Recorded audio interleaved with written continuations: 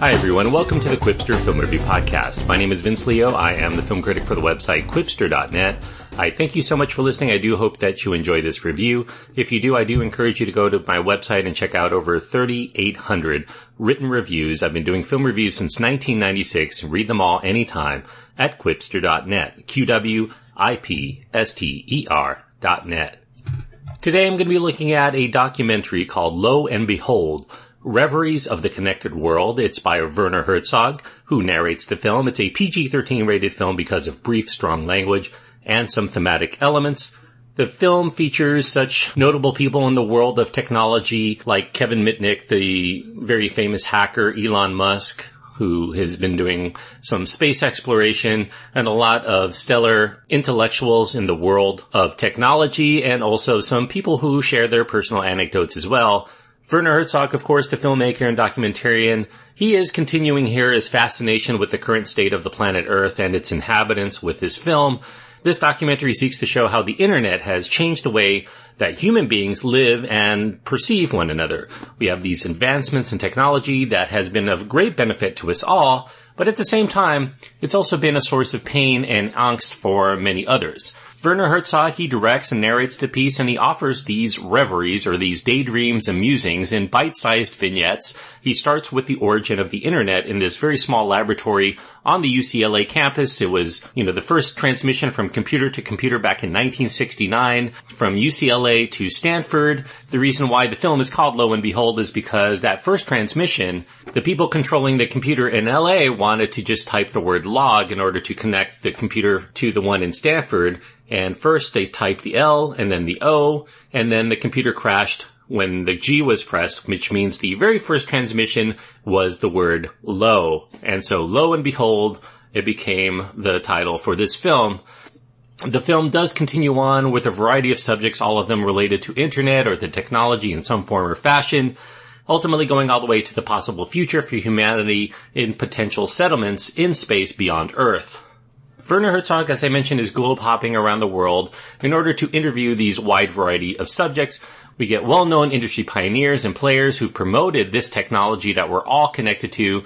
And then we also get families that have been directly impacted, sometimes negatively, by the internet. Delving into the inspiration that this all-new canvas by which we, as humans, paint our dreams, there come nightmares. We get the dark side of the internet. We get the addiction to video games and the internet that has ruined more than a few lives. We get people who claim that they are hypersensitive to the electromagnetic pulses surrounding technology, and it causes their health to deteriorate. We get the nastiness of the vicious people out there on the internet, these anonymous trolls who send vile and traumatizing messages to others under the guise of anonymity. They don't have any fear of prosecution, knowing that the law is not going to really come out after them. The ills of the internet pile up for a bit in between the more glorious examples. We get the addiction, the bullying, the hacking, the cyber warfare on a more global scale.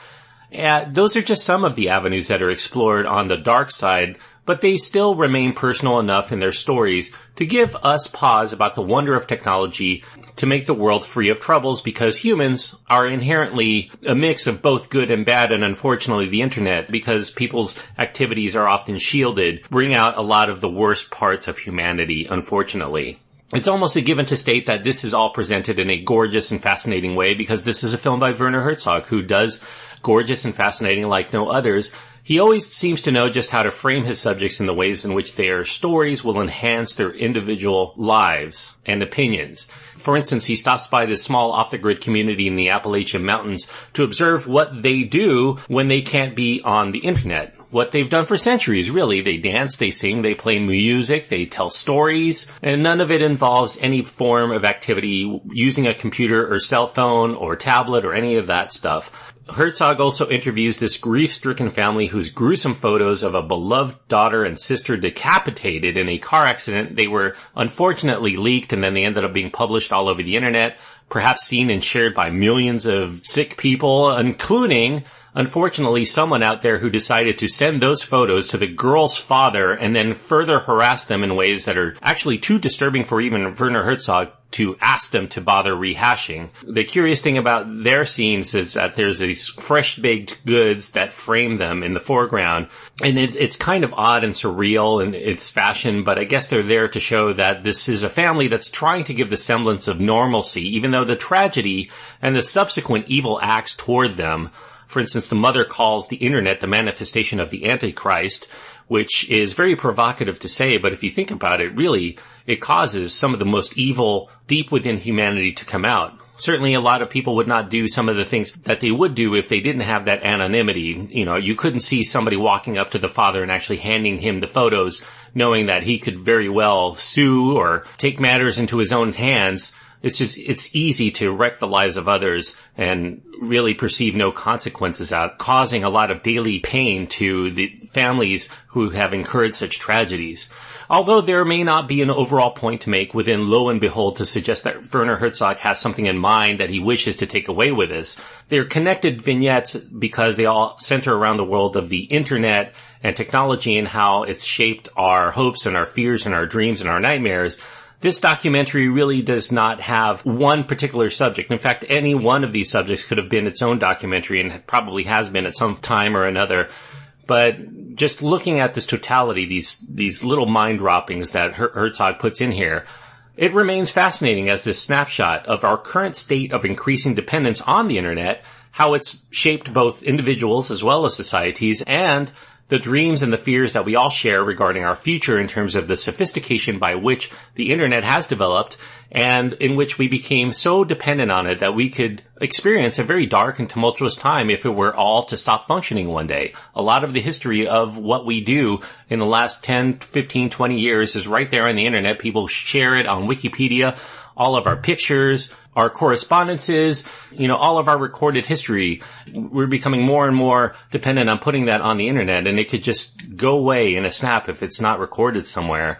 Now, while some segments of the documentary are going to be more interesting, more entertaining, more informative than others, Werner Herzog is a consummately unique auteur, and he keeps the mix engaging and lively, even through some of the more so-called boring ones, because he's pondering fascinating questions that even we might not be thinking at the time. And that catapults Lo and Behold into another winning, time capsule-worthy documentary that is definitely worth seeking out for all viewers who want to theoretically behold what the world might be like, both optimistically utopian or nightmarishly perilous, with or without the internet, both now and in the future.